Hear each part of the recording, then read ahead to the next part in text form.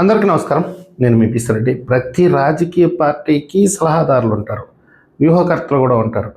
రాజకీయ నాయకుడికి అంటే కీలకమైనటువంటి పార్టీ అధినేతకి సలహాలు ఇచ్చేవాళ్ళు కూడా ఉంటారు, ఒక నలుగురు ఐదుగురు.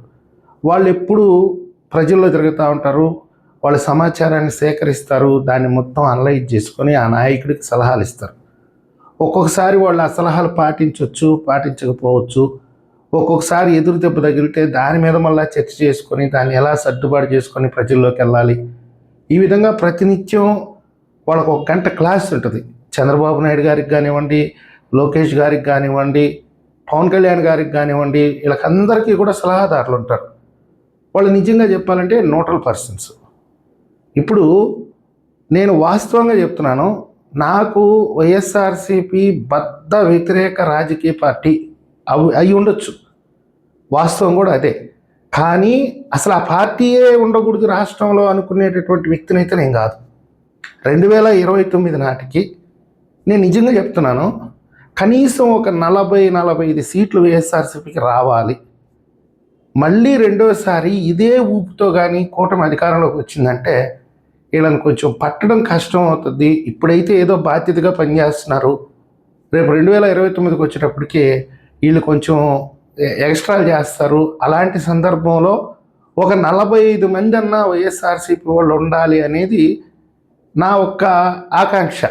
ఇది తప్పుపట్టాల్సిన విషయం కూడా కాదు. ప్రతిపక్షం ఉండాలా, వైఎస్ఆర్సీపీ అసలు అసెంబ్లీకి కూడా పోదు, మనకు అందరికీ తెలిసినటువంటి విషయమే. అందుకే ఈసారి ప్రజలు కూడా 5 ఇస్తారో 2 ఇస్తారో మనకే అర్థం కానిటువంటి పరిస్థితి.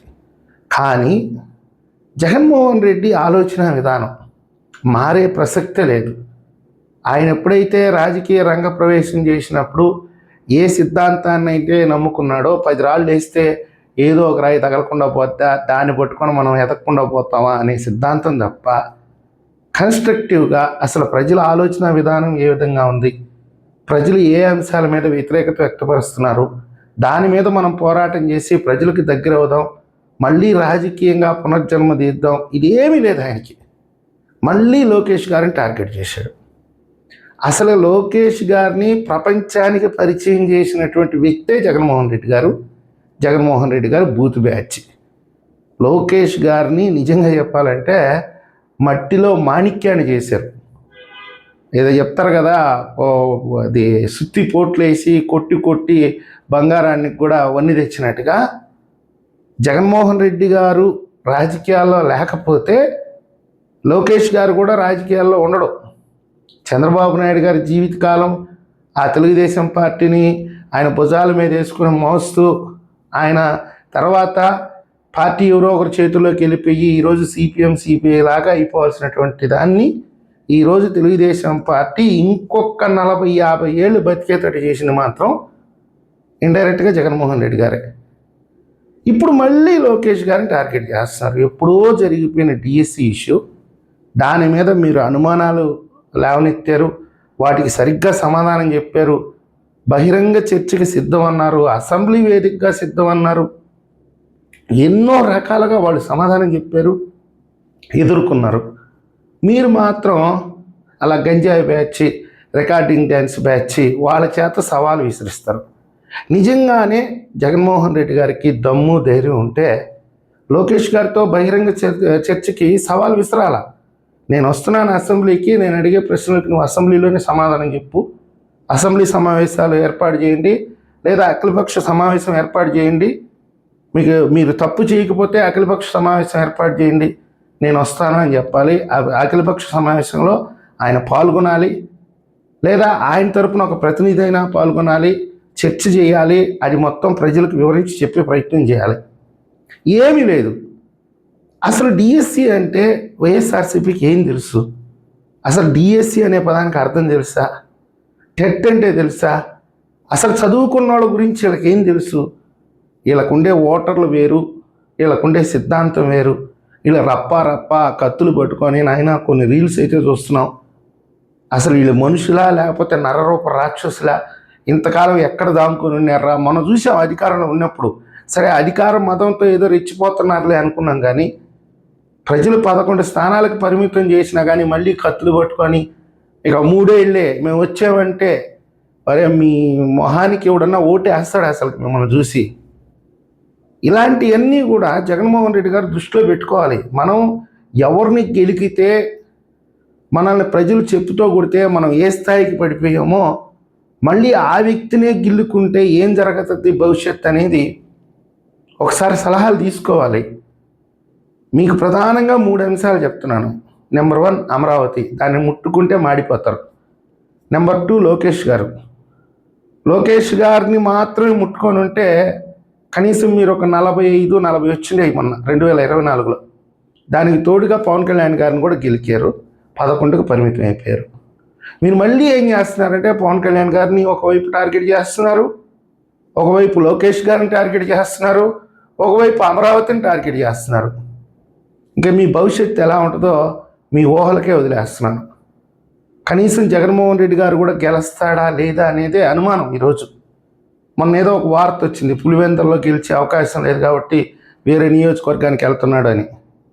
పులివెందులలో అన్న ఏదన్నా ఏదో సాగు తప్పి కన్నులొట్టపోయి గెలిచే అవకాశం ఉంది, కానీ వేరే ప్రయత్నం కానీ చేస్తే అసలు ఉన్న పురుగు కాస్త సంగనాకపోద్ది. మీరేదో ఆ సోషల్ మీడియాలో చూసుకొని ఏదో మేము పెద్ద పోటుగాళ్ళమి, పొడి చేస్తాం, నరికేస్తాం, మేము అధికారంలోకి వచ్చేస్తాం అని పగలగోపాలు పలుకుతున్నారు, కానీ గ్రౌండ్ రియాలిటీ అంతకి లేదు, అంత సీన్ లేదు మీకు.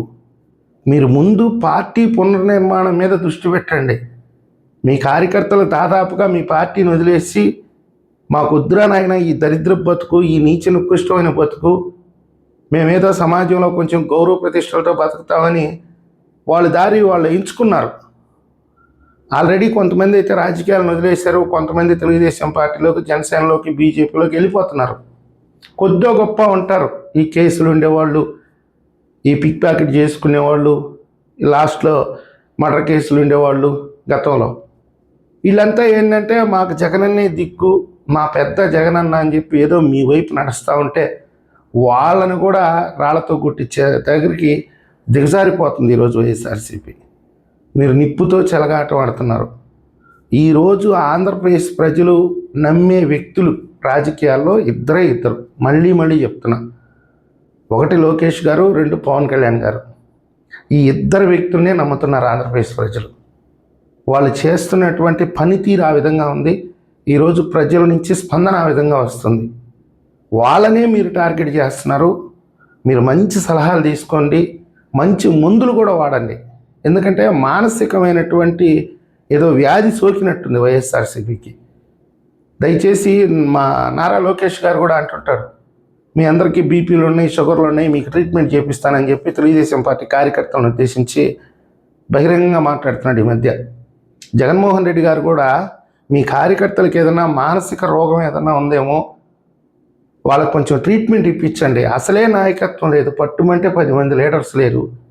ఆ 10 మంది లీడర్స్ని కూడా ఎందుకు పోగొట్టుకుంటారు? ఈరోజు నారా లోకేష్ గారు రాజీనామా చేయాలి, పవన్ కళ్యాణ్ గారు రాజీనామా చేయాలి, లేకపోతే పవన్ కళ్యాణ్ గారిని వ్యక్తిగతంగా దూషించడం, సొంత చెల్లెల్ని షర్మిలాని అసలు నికృష్టమైనటువంటి బతుకు మీది. ఆవిడ ఆపరేషన్ చేసుకుని హాస్పిటల్లో ఉంటే ఆవిడ గురించి కూడా మీరు బ్యాడ్ పోస్టులు వేస్తున్నారు, బ్యాడ్గా మాట్లాడుతున్నారంటే అసలు మానవత్వం అనేది 1% అన్నా మీకుందా? కనీసం ఆలోచన పరిజ్ఞానం ఉందా? భవిష్యత్తు మీద కనీసం ఆలోచన ఉందా? ఎవ్వడికి అర్థం కావట్లా. ఇట్లాంటి పనికి మాలిన పనులు ఇకనైనా విరమించుకుంటారని ఆశిస్తున్నాము. మీ అభిప్రాయాన్ని కూడా కామెంట్ రూపంలో తెలియజేస్తారని. ఈ వీడియో మీకు నచ్చితే లైక్ చేయండి, సబ్స్క్రైబ్ చేయండి. ధన్యవాదాలు.